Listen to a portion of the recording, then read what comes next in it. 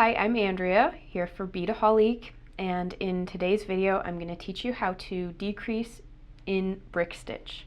And while I'm at it, I'm going to show you how to make this neat bracelet. So what this bracelet actually consists of is 12 separate segments of decreased brick stitch in the shape of pyramids or triangles. Now if you watched our video on how to do brick stitch, you'll know exactly how to do it, and you'll know that the beads lay staggered just like bricks.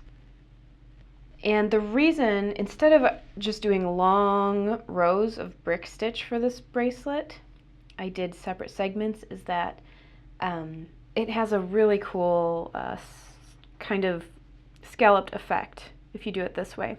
And it looks sort of Art Deco, and it's really pretty.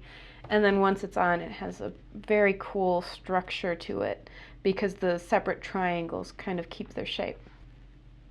So, first things first, you're going to need some 4mm Miyuki cube beads. I chose two similar colors, but you can do a real contrasty thing if you want to pick two different colors. And you're going to need 2 tubes of each color, so 4 tubes total. And then you're going to need some 11-0 seed beads as the little turnaround beads at the tip of each pyramid, and also I use them as a little decorative edge on the finished bracelet. So I've already gone ahead and zipped together all 11 of these segments. I'm going to make the 12th segment to show you how, and then I will show you how to add it to the bracelet.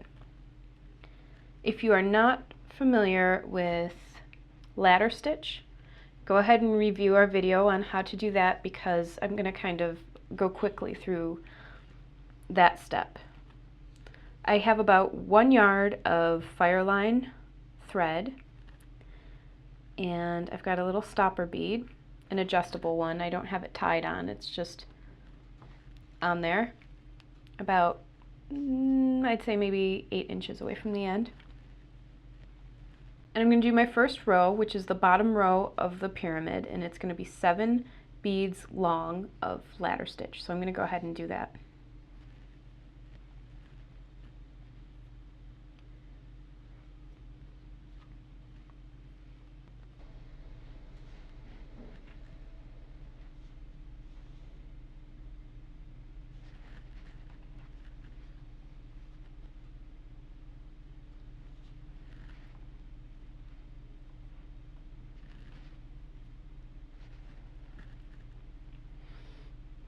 Okay, I have my base row done, 7 beads in a ladder stitch. And also I just want to point out really quickly that each one of these segments is staggered or alternating. So the ones with the base, the wide point on this side of the bracelet, have the gold iridescent beads at the bottom. And the ones facing the other way have the green, start with the green as a base row.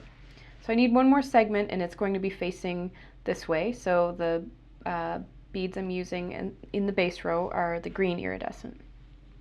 So just like you would do in regular brick stitch, I'm going to pick up the next color of the next row. I'm going to pick up 2 at one time. Then I'm going to thread my needle underneath the thread that's connecting the second and third bead, not the thread that's connecting the first 2 beads. I'm going to skip those and go to the next one.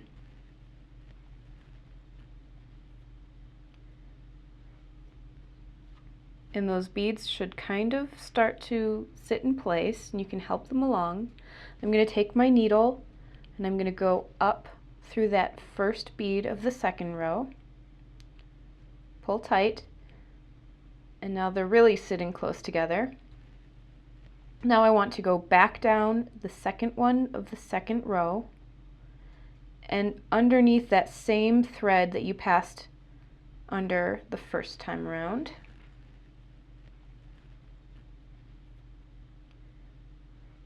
And then back up through that second bead. Now, as you can see, the next row is already staggered a little bit and set in from the first row. And there is a different way to do this, but you would require you to start with only one bead instead of two, and also you would see the thread on the outside of the pyramid, which we don't want. We want our thread to be hidden. So now I have my first two beads of the second row on. I'm going to pick up one more of the same color, the gold color. And now I'm just going to go through underneath the thread that connects the next two sets of beads in the first row. Then back up through that third bead. And again, I'm going to do the same thing. I'm just adding one bead at a time now. Go underneath that connecting thread in the first row. Back up through your bead. I've got two more in this row. Okay, now I have my first two rows of my pyramid done, and I always love to do my beadwork in the same direction, so I'm going to flip it over. I'm going to work on my third row, which is going to be a green row. So just like I did in the previous row, I'm going to pick up two of my green beads. And remember, I'm going to skip this first connecting thread and pick up the connecting thread between the second and third beads. I'm going to go back up through the first bead of the third row, so my beads sit nice and tight together. Back down through the second bead and underneath that same connecting thread that you passed through the first time, and back up. Then the rest of the row is as easy as the previous row was. You're just going to pick up one at a time now and pass your needle underneath that connecting thread directly underneath where you want your bead to go, and then go back up through that bead.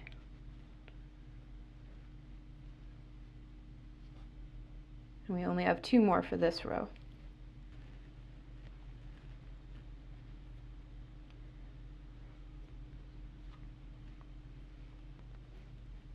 Once you've added the last bead of that row, flip your beadwork over so you're working in the same direction, right to left. At the start of the fourth row, we're going to do exactly what we did with the previous rows. We're going to pick up two, skip the first connector, go through the thread between the second and third bead, go back up through your first bead, down through the second and under that same thread, and then back up through the second bead.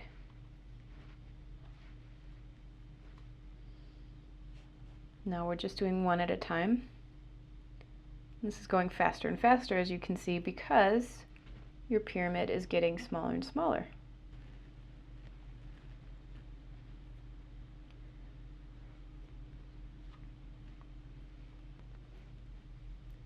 And flip your beadwork over. This row only requires 3 beads, but still you're going to pick up 2 for the first go around. Always skip the first connector thread and go through the thread between the second and third beads.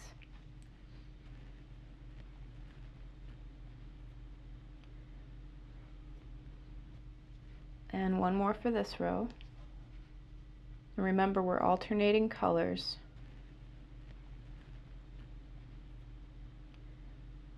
Flip your beadwork over, and this row you only need 2. So I'm going to pick 2 of my gold beads up. Once again, skip that first connector, so I'm just going to go right under that last 2 bead connector, back up through the first one, back down through the second, underneath that same connector thread, and then back up once more. flip your beadwork over, and now we only need one bead. So I'm going to pick up my last bead for the very tip of the pyramid, but then I need somewhere to go from here. I can't just go back down into the bead, or else obviously my thread will come undone. So I'm going to need a turnaround bead, and that's why I have these little 11 O's here. So I'm going to pick up one of those. All I'm going to do right now is go back down through the tip of the pyramid, through that last bead, and I'm going to go all the way down one side of the pyramid and pull tight. This is where I'm going to make my half hitch knot. I'm going to thread my needle underneath the connecting thread right here. Go around my needle once with my thread, or twice.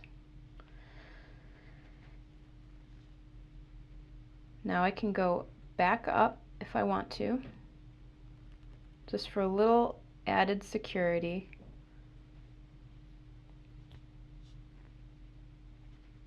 I can go through the turnaround bead again, and now go down the other side of the pyramid.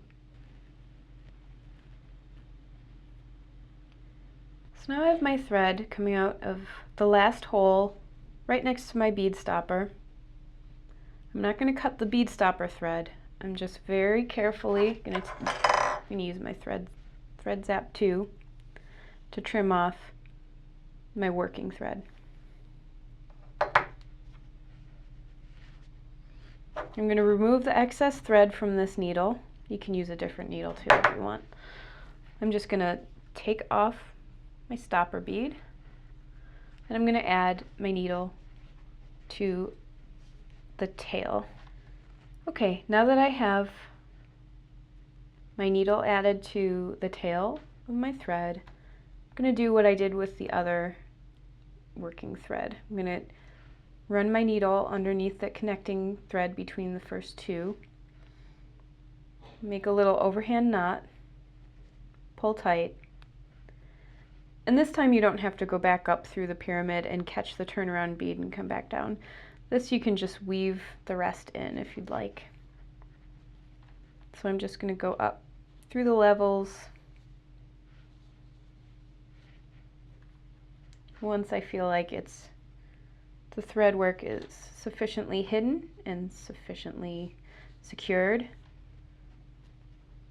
I can go ahead and trim off the excess. So now I have my nearly finished bracelet, and I've got some thread coming out of where I was zipping the pyramids all together. I'm going to sew on this last pyramid just to show you how to complete this. So as you can see, my thread is coming out from right underneath the tip of the pyramid. And I want to catch this bead right here. And what I'm doing essentially is I'm going to be doing kind of a modified ladder stitch to join these together. So I'm going to bring my thread up through this bead, back down, and down through the second bead, down the side of the pyramid. Then I'm going to come and catch this bead and go around and back down, catch that bead and around and down, catch the next bead, until they're all nice and snug up against one another. I just wanted to kind of explain it first, because once I get started it's a little difficult to see.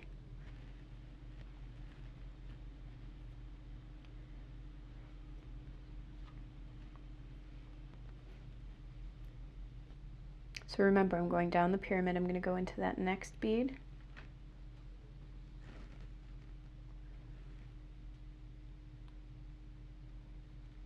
And I'm going to cut across to the bead in our newly formed pyramid here, and go up.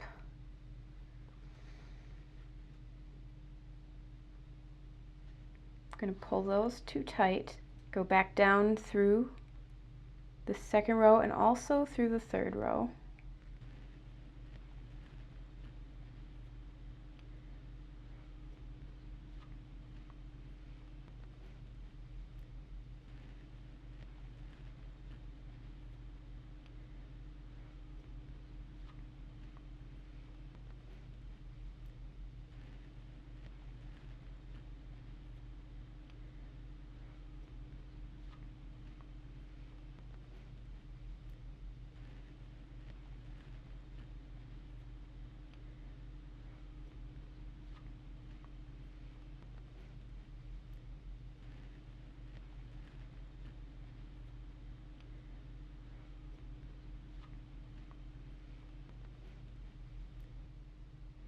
I'm going to catch the last bead in the tip of the last pyramid here and go back through the base of the adjacent pyramid just for good measure. And that's the bulk of the bracelet.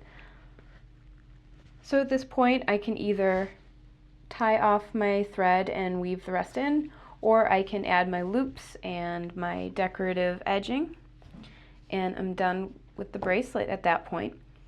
Also, another really easy and fun thing to do with this weave is to leave the pyramids separate, make only 2 of them, and they're little Christmas trees that you can make into earrings. I think we're going to have an upcoming project on that ready for Christmas time. And I hope you enjoyed this and you learned a lot, and thank you so much for watching.